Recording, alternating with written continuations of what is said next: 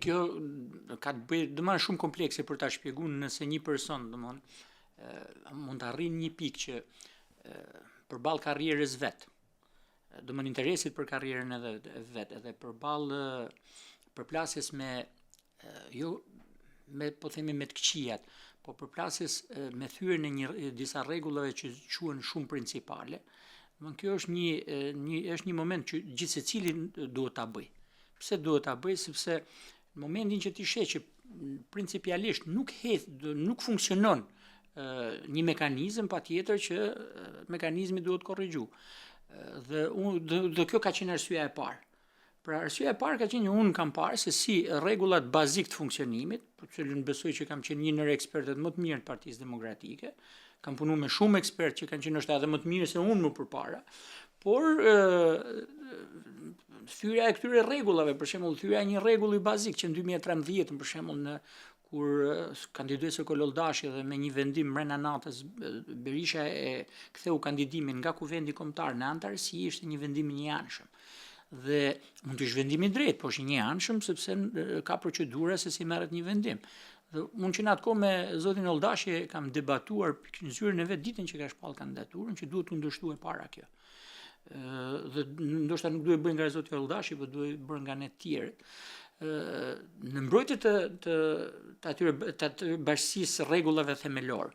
Më vonë ishin ka pas raste për shembull si mos pjesëmarrja në reformën territoriale. Edhe aty kam qenë vetëm unë që e kam kundërshtuar. Ishte salla më shumë se 300 vetë, edhe asnjë nuk pati guximin të kundërshtonte zotin Basha që ky është një veprim, nuk i thash budallallëk, por lashtë kuptohesh ishte një veprim pa sens, që ne mos marrim pjesë dhe mos tregojmë se kishim kapacitete në atë kohë. Drejtori nga Njazi Kosovrasti dhe Ferdinand Pone kryesisht ai departament dhe kish njerëz me bagazh që mund ballafaqoheshin dhe ballafaqimi është betejë politike. Më vonë ndodhi rasti i emërimit deputetëve brenda një nate, ose 17 maj më përpara. 17 maj ne mbyllën gjithë gojën dhe ishte një absurditet për shkak sepse 17 maj i cënon themel parimet dhe rregullat e funksionimit politikës. Nuk mund të bëj marrëveshje për bashkëqeverisje pozita me opozitën, se s'përbën më sens politika. Atëherë për këtë do votojnë njerëzit, se njerëzit duhet mbrojnë pikpamje. Ti shet pikpamje, kjo ka ndodhur në Kosovë dhe e ka zhbalancuar situatën politike në Kosovë sepse kur LDK dhe PDK u bën bashkë për qeverisje, i than popullit ne s'kemi nevojë për votën tuaj. Ose ne e përcaktojmë ne si duhet pozita dhe opozita. Atë e përcakton populli, nuk ka drejt ta përcaktojë askush. Dhe Albin Kurti gjeti terrenin.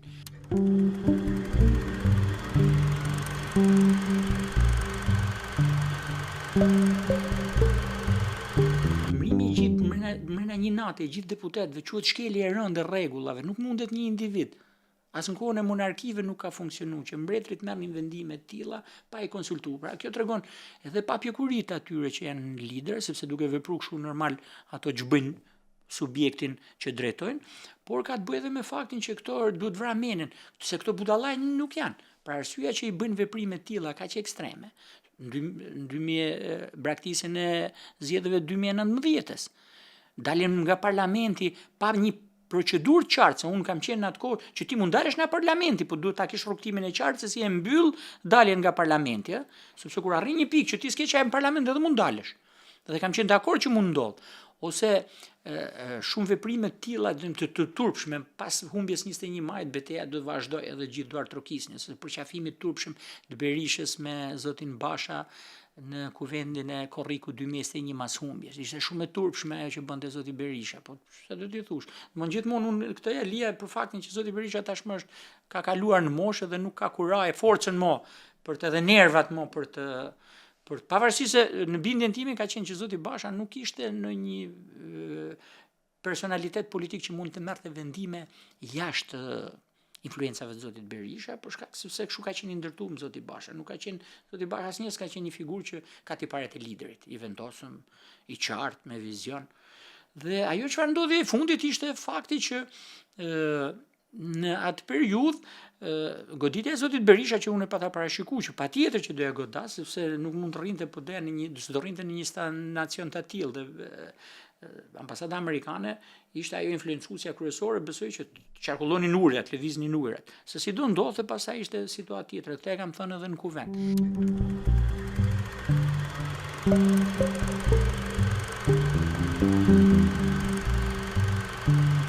Edhe më vonë erdhi 11 dhjetori që unë e mbështeta, sepse 11 dhjetori pse duhet mbështet si fenomen. Pavarësisht se është Berisha, aty duhet mbështet si fenomen sepse është vullneti i njerëzve poshtë. Dhe vullneti i njerëzve poshtë ishte për ta ndryshuar situatën në Partinë Demokratike. Ato nuk mund ta mençonin se ç'do bënte zoti Berisha më vonë, por dëshira e tyre për të demokratizuar Partinë Demokratike ishte një dëshirë normale, bazike. Dhe fakti që më vonë ato u tradhtuan nga zoti Berisha, sepse zoti Berisha nëse Basha futi fenomenin 5.000 veta në 1.900 karrike, që edhe ishte i turpshëm, se si e pranojnë ato të mjedisit aty, zoti Berisha ndërtoi një kuvent që si numëroi votat fare. U thonë edhe që u numëroi votat, ose gara përballë zotit Berisha që e mbylli në fund ishte një garë që zoti Berisha nuk tregoi minimumin e respektimit të atyre rregulla e bazik, për shembull 10 ditë kohë, fakti që nuk doli asnjë debat, ndërkohë që unë u shpreha qartë që nuk do merremi as pak me të kaluarën, do merremi vetëm atë çfarë mund të bëjmë. Po zoti Berisha nuk mund të përballej me një situatë të tillë, që zoti Berisha pjesë dhe familja e vet, pjesë e oligarkisë, do vi do përballet me mund, kur unë kisha nxjerrë si alternativë, duhet godit kjo oligarki në thojza, se s'është tamam oligarki, unë i kam thënë oligarki mafioze, dhe pa rrezik të oligarki që furnizon sistemin e Edi Ramës, ne nuk mund të vim pushtet, kaq e thjesht është. Po zoti Berisha këtu do stënonte, sepse këtë oligarkia nuk mund ta rrezoj. Sepse familja e vet është ndërlidhur me këtë sistem oligarkik. Dhe këtë ka ditë më së miri këtë argument, sepse e kanë gjuhë dhe refuzoj. Pra, ajo çfarë unë kam bërë deri tash ka qenë një detyrë minimale e imja. Por në momentin që kupolat degradojnë në interesa totalisht persona, humbjen dhe orientimin edhe nuk din për çfarë janë më në politik, se s'pari jemi thash për të mbrojtur rregullat e lojës, se s'ka kuptim loja dhe rregullat e demokracisë, atëherë këto qëndrimet e mia duken si një akt shumë i po janë gjëra normale këto të mijat. Nuk janë gjëra këto të mijat thonë si e bëre ti këtë, si çka kam bëu, nuk kam kërku, respektoni këtë rregull, respektoni dhe këto të fusin konflikt.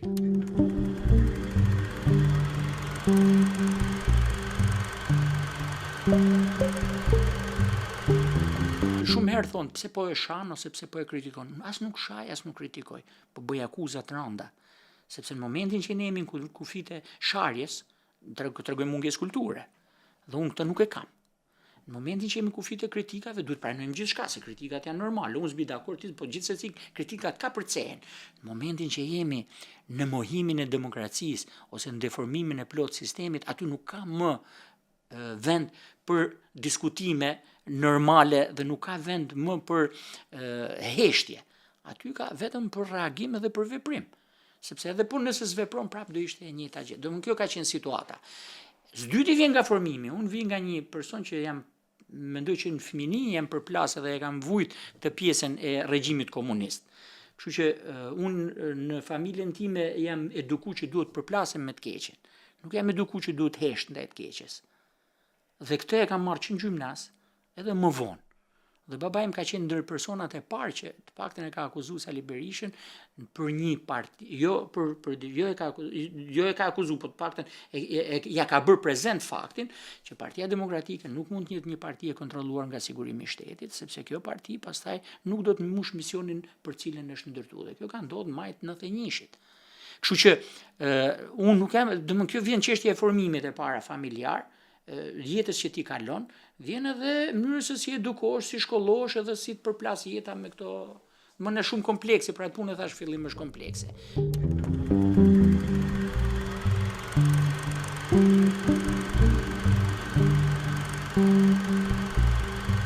Spari unë këtë problem e has domethënë në jetën e përditshme, njerëz që bashkëpunoj me të gjithë. Pse e has? Sepse domethënë është ndërtu në mentalitetin e çdo kujt që spari ti futesh në politikë që do arrish të përfitosh diçka. Po nuk ka kënaqësi më të madhe kur ti imponohesh mjedisit politik. Dhe unë nuk e kam më primare që do bëhem apo s'do bëhem deputet. Primare kam unë që unë ju imponohem dhe i po imponohem. Ato fjalë që unë i kam thënë në kuvendin e 2018-s, po imponohen sot realitetit politik, se s'kan ku shkojnë. Nuk është çështje dëshire e imja. as dëshire as kuj. Është çështje që gjithë mekanizmat e shoqërisë do ta shohin si domosdoshmëri. Ato çfarë sot i shkelin me këmbë.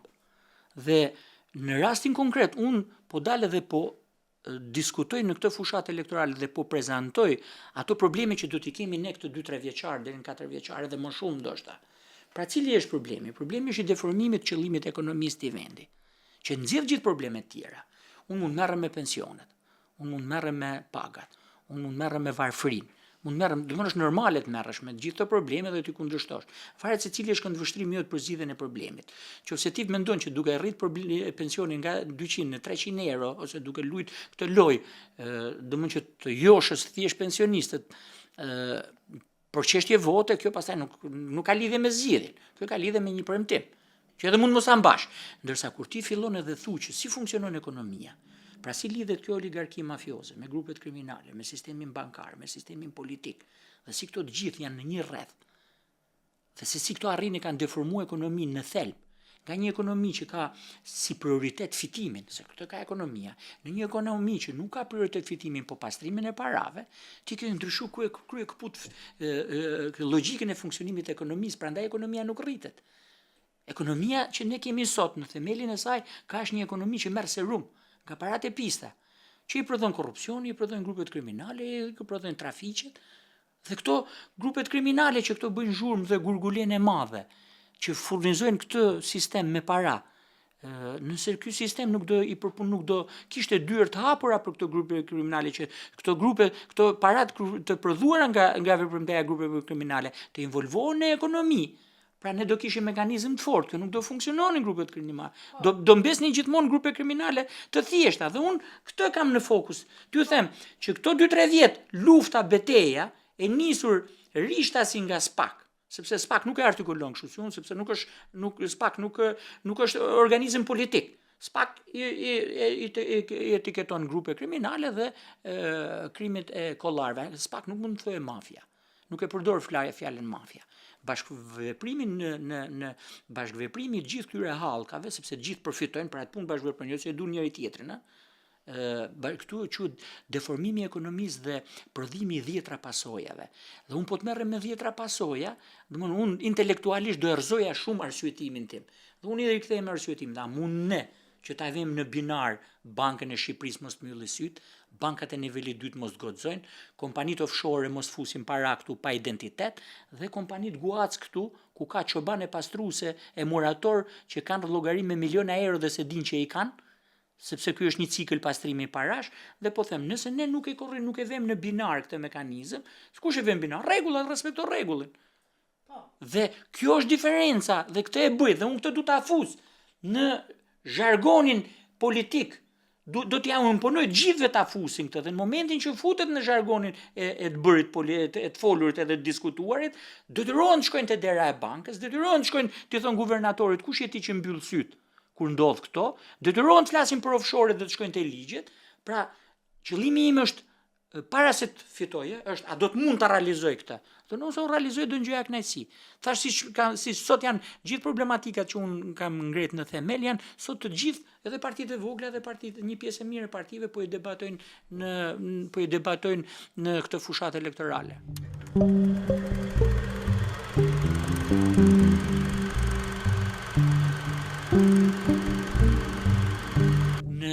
Takimet e mia të përditshme me qytetar, jo të gjitha arrin ta kuptojnë smirëfillti këtë, po ka nga ato që vinë të shtrëngojnë dorën.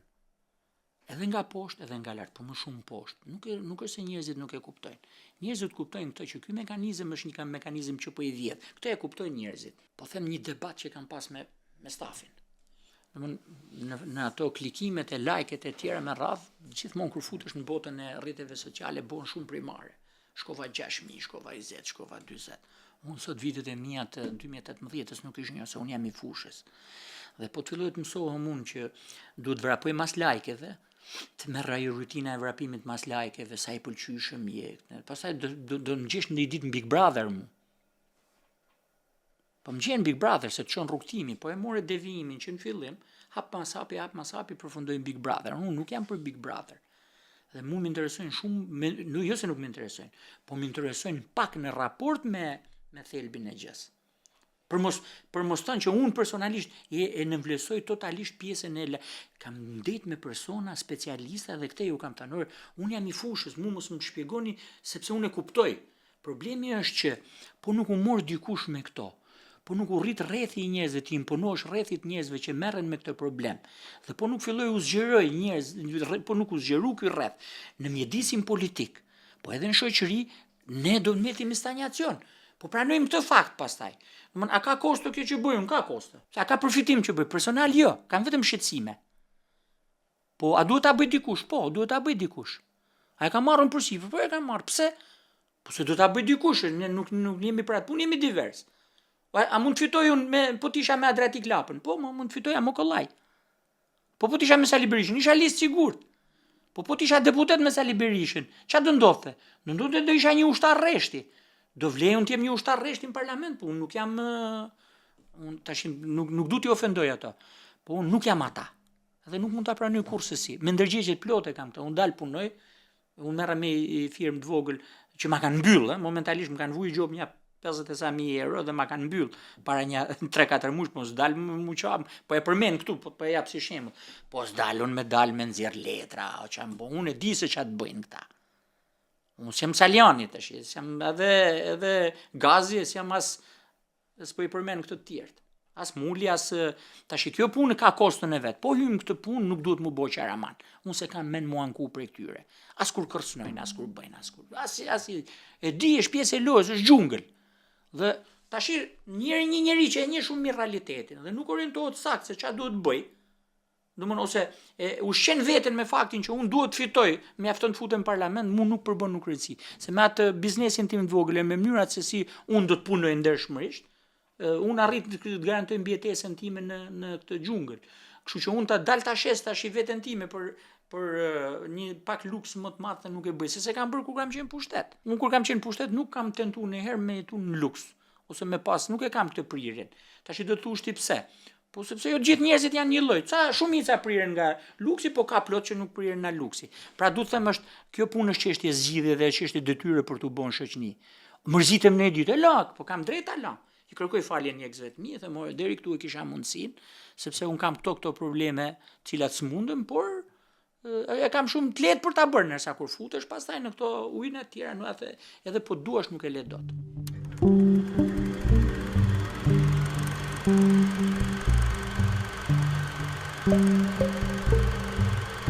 Tash unë ka thënë ti te unë je i lirshëm ta bësh këtë betejë. Atëherë do vi te ty. Pra unë jam bashkangjit Dashit për ta ndihmuar Dashin si një figurë korrekte politike e pastër. Dhe me çdo kënd tjetër njëherë do isha në frikë. Me gjithë se cilin për këtyre trive do isha në frikë. Po më del në njëri për këtyre i zhytur edhe i kapur, se mu gjithë më kanë dalë zhytur edhe kapur. Sa e krijoj grupe, mas 6 muaj më dalin gjithë të përlyer. Tash çfarë, unë kam eksperiencë me këto grupet që mi xhbojnë këta lart. Mblidhen, e bëjnë besabes, pastaj ikin secili braktis në syt këmbët braktis frontin.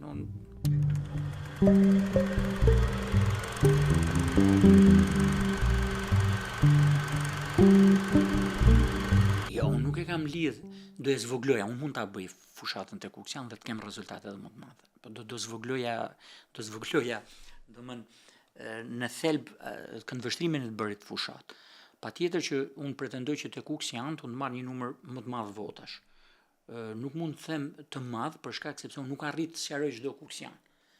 Dhe për të sqaruar çdo Kuksian, për shembull për t'i thënë çdo Kuksian, orë që politika është kështu ti e the vetë, shumë e vështirë me këto argumenta të mbërrish në fundore.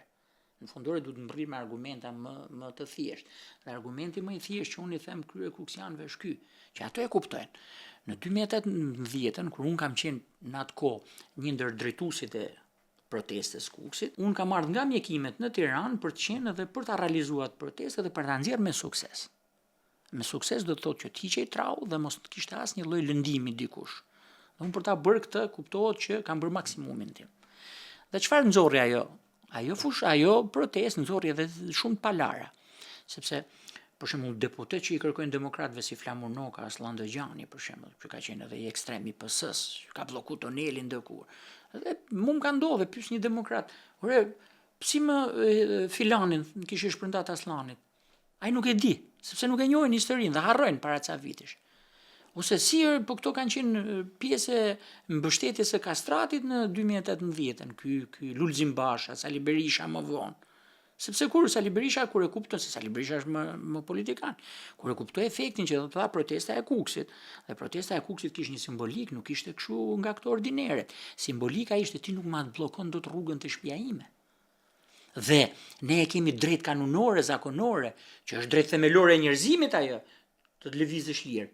Po ne kemi të pasqyruar këtë drejt themelore, e kemi të pasqyruar në kanunin e lumës, që ka qenë një ndër kanunet më moderne. Nëse ti ma bllokon rrugën, unë e shkeles përgjigjen për dëmin. Ky është një parim që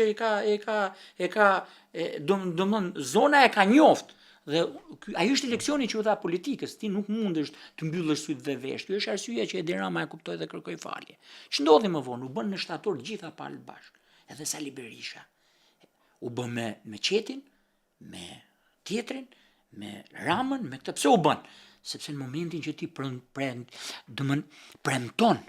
që ky tran nuk do vihet më, ti o bë burrë mbaj fjalën, një model i burrit që flet e mban, ose jo flet e lun sa herë. Këto e premtuan, kur Kuksian të quan në 31 mars, këto e premtuan gjithë, që nuk do vendoset më, mbi trupat tanë do kalon. Ku ishte Berisha dhe Basha? Berisha thotë jo, po Basha më mashtroi. Një nga 30 mashtrimet që Basha e kishte bërë gjatë 8 vjeçarit që Basha e drejtonte. Domethënë e kupton ç'a modeli janë këto. Këto janë modeli i paburrave. Ta them cop janë modeli i paburrave. Dhe po ti thush një Kuksiani që modeli i paburrit është Sali Berisha, thotë ç'a thuti, se duhet kohë t'ia shpjegosh.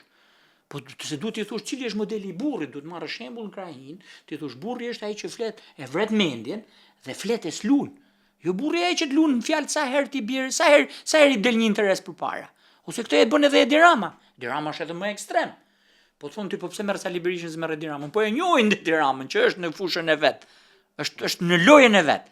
Dhe unë këtë them, që ne duhet ndryshojmë edhe modelin. Sepse këto njerëz deformojnë shoqërinë kështu, se Berisha është model.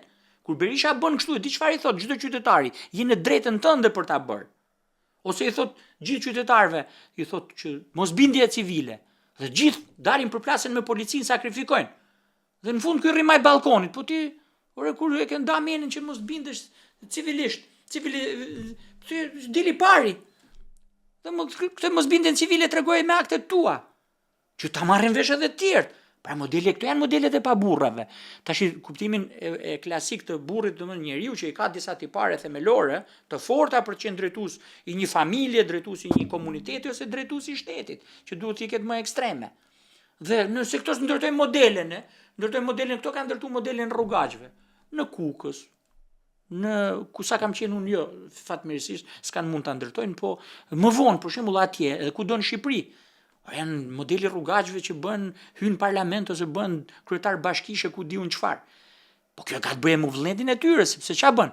Kjo dekonspiron faktin që në brendsinë e tyre këta e pranojnë këtë fakt. Po thonë po këto marrin vota. Po pse thjesht vota është demokracia? Nuk është thjesht numrator demokracia, po ka edhe qëndrim moral. Kështu që kjo është ajo çfarë unë du të them që në këtë fushat edhe pse do të jetë vështirë për të ngritur, unë jam mundu të jap argumenta që të mbri kryesisht edhe patriotët mi për të thënë që është shumë e rëndësishme para atyre interesit personal që ato mendojnë që mund ta zgjidhin, s'do ta zgjidhin dot kurrë, të kenë një zë që mbron. Atë krahin ka cilësitë dhe tiparet që i del për Zot emrit asaj krahine dhe nuk është thjesht njoja një personi familjari për ta thënë thjesht në parlament, sepse kanë pas në parlament me plot njerëz. Kanë pas me 10 që s'kan ngrit dot zërin. Hyn dhe dalin nga parlamenti si një njeri. Dhe kjo është fatkeqësia më e madhe e një zone. Sepse sparja të nacionalizmi fillon te familja, te zona dhe te kombi. Dhe nëse ne nuk i ndjekim këto shkallë të nacionalizmit, ne normalisht ç'dojmë. Dhe duhet i ndjekim, po duhet i ndjekim në momentin që dim edhe të përzgjedhim edhe dim se edhe shtëpia që ka një zot shtëpie të mirë, edhe krahinat që kanë pas burra me emër, edhe kur Shqipëria ka pas burra me emër ka ecë përpara, kur nuk i ka pas ka degradu. I the gjithave të Shqipërisë.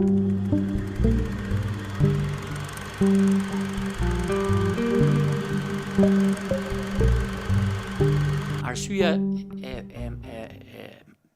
madhe pse njerëzit po e braktisin këtë vend është fakti që nuk ndjehen mirë në këtë shoqëri. Për ky arsye. E para njerë që nuk kanë rregulla dhe drejtësi, e dyta që nuk kanë mundësi ekonomike për të rritë siç duhet fëmijët e vet. Dhe fajin duhet ta drejtojnë tek një sistem i ngretur. Sistemi që këta kanë ngretur dhe sistemi që këta kanë ndërtuar për ta marrë peng shoqërinë duhet shkallëmuar. Nëse ato më votojnë, unë do të luftoj siç kam luftuar në këtë drejtim. Edhe nëse s'më votojnë prapë, se nuk e lidhin ngushësisht, por njerëzit duhet ndërgjegjësohen, vetëm vota e kaput zinxhirin e pandëshkueshmërisë. Fakti që këta të dy sot, Berisha dhe Rama, zihen formalisht për të qenë nesër në parlament për ta dominuar me vota, për të bllokuar spakun dhe për të bllokuar gjithë mekanizmat për zhbërjen e këtij sistemi, duhet në të shku me votë këtë radhë. Nëse nuk e ndëshkojnë, do ndëshkojë brezi tjetër, po secili brez ka përgjegjësitë e veta.